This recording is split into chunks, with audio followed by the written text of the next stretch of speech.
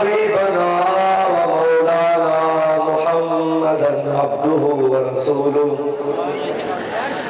अम्मा बाद फ़अऊज़ु बिल्लाहि मिनश शैतानिर रजीम बिस्मिल्लाहिर रहमानिर रहीम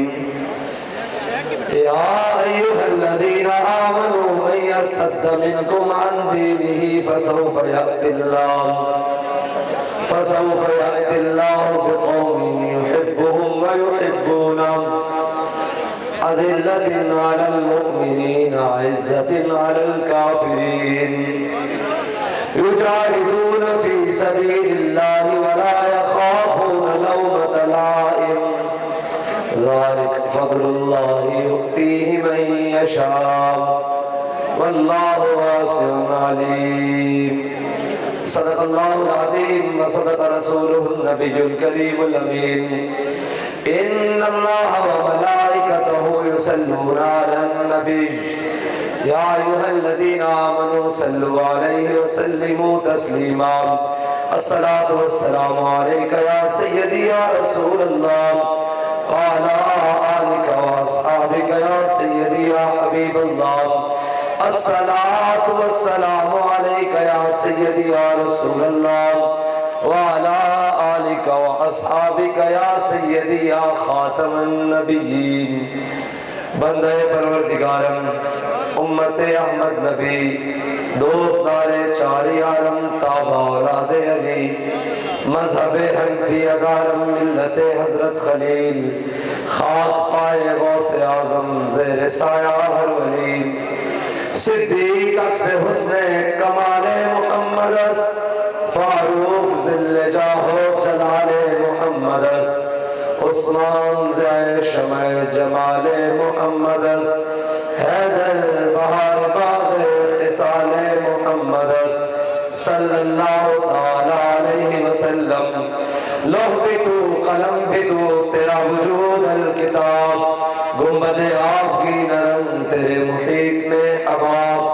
आलम आबो खाक में तेरे ज़ुहूर से फ़रोग़ ज़राए को दिया तूने तुलूए आफ़ताब शौकते संजरो सलीम तेरे जलाल की नमूद फ़क्रे जुनैदो बायज़ीद तेरा जमाल बेनक़ाब तेरी निगाहे नाज़ से दोनों मुराद पावे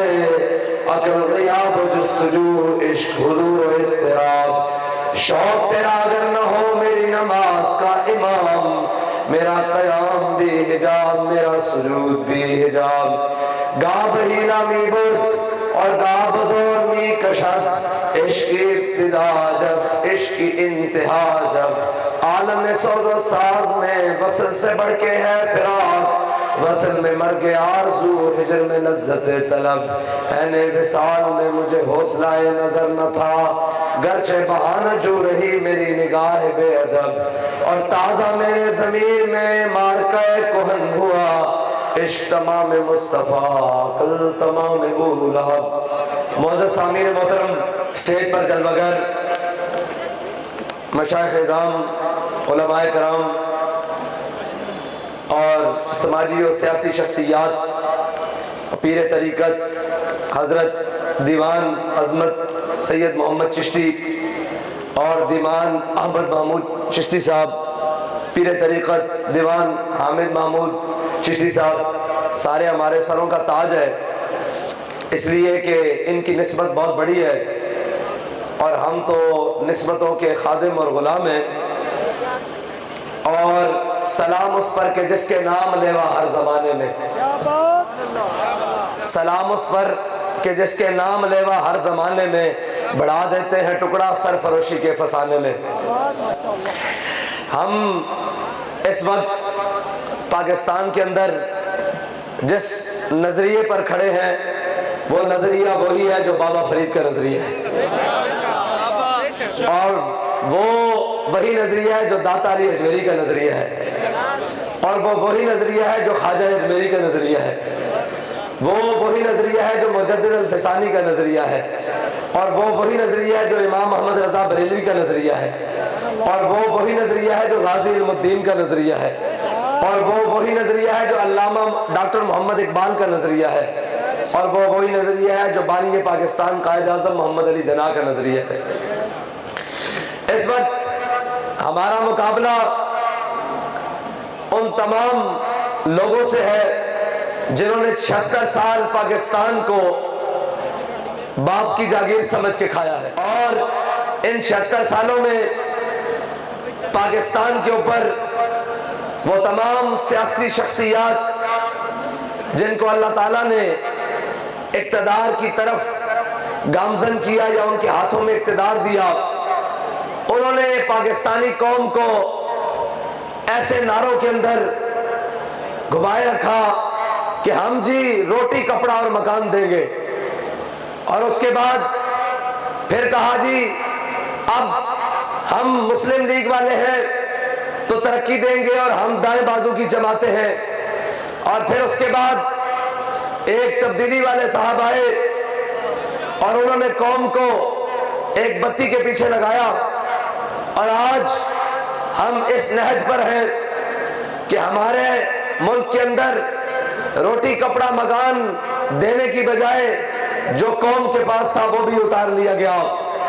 और जो तरक्की की बातें करते थे उन्होंने पाकिस्तानी कौम का हाल ये किया कि जिनके इलाज अपने लंदन में होते हैं और पाकिस्तानी अस्पतालों के अंदर मरीजों को बेड नहीं मिलते, और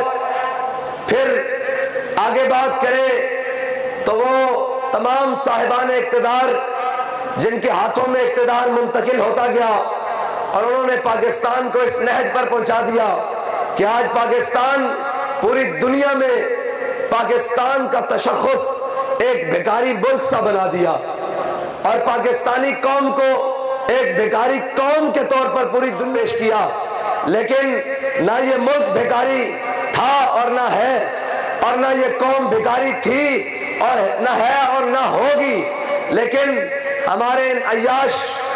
और इन मफाद परस्त लोगों ने पाकिस्तान को कभी IMF के दरवाजे पर, कभी आलमी बैंक के दरवाजे पर, कभी जनाब नेटो और अमेरिका के दरवाजे पर, और कभी चाइना और रशिया के दरवाजे पर लेकर जाकर कहा कि हमारी कौम बड़ी इस हाल में है कि हमें कोई खैरात और सदकात दिए जाए ताकि हमारी मईशत चल सके। सवाल यह है कि पाकिस्तान की मईशत को खसारा किससे है?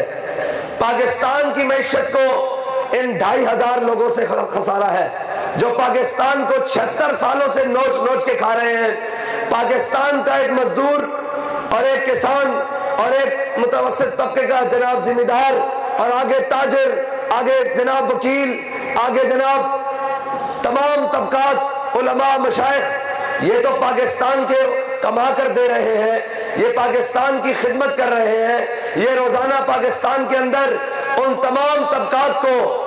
मुहैया करते हैं वो सहूलियात। लेकिन पाकिस्तान को खाने वाले कौन है? पाकिस्तान को तबाह बर्बाद करने वाले कौन है? हमारी सियासत का महवर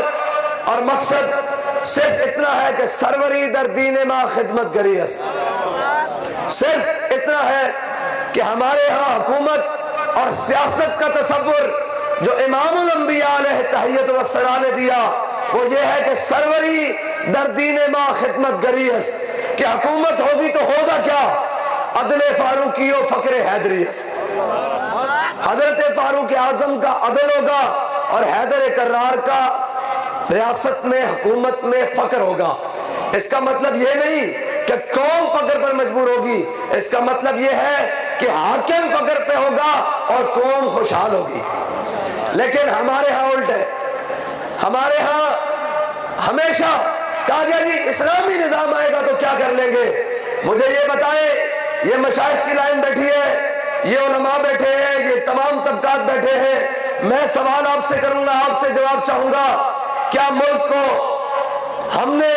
इस नहज पर पहुंचाया है? क्या उलमा और मशाइख ने पाकिस्तानी कौम और मुल्क को IMF के दरवाजे पर खड़ा किया है? क्या पाकिस्तान के उलमा और मशाइख और ताजिर और वकला और इन तमाम तबकात ने पाकिस्तान को इस नहज पर खड़ा किया है कि वो अपनी सिंध दुरुस्त करने के लिए कभी इस दरवाजे पर कभी इस दरवाजे पर? क्या पाकिस्तान के इदारों को इस तबके ने तबाह किया है? क्या पाकिस्तान की स्टील मिल को इन लोगों ने खाया है? क्या पाकिस्तान के PIA को इन लोगों ने तबाह किया है? क्या पाकिस्तान के रेलवे को इन लोगों ने तबाह किया है? जब इन लोगों में एक भी शख्स उसमें मुलव्विस नहीं और कौम बैठकर 5 साल कहे कि जी सारे चोर हैं, सवाल यह है कि चोर हैं कौन? किन्होंने चोरी की है? वो कौन लोग हैं जो आज तक पाकिस्तान पर मुसल्लत हैं और जिनके न पेट भर रहे हैं न पेट भर रहे हैं और जिनको कौम का दर्द सताता है, और जब कौम की बारी जनाब कुर्बानी की बारी आती है तो वो जेल में जाए तो रोने लग पड़ते हैं और उनके प्लेटलेट्स नीचे आ जाते हैं, लेकिन वो भागकर 50 रुपए के स्टाम्प से जाकर लंदन ब्रेकें लगाते हैं। और जब उनको इक़्तिदार की जनाब रोशनी दिखाई जाए और कहा जाए आप आए, तो वो यहाँ आके मीनारे पाकिस्तान के साए में खड़े होकर कहते हैं कि जी हम कौम के लिए आए हैं। सवाल ये है, अगर आप कौम के लिए थे तो आप यहाँ से भाग कर गए क्यों? आप यहाँ से 50 रुपए के स्टाम्प पर भाग कर गए क्यों? अगर आज आप कौम के लिए आए हैं, आप तो वो शख्स हैं जिन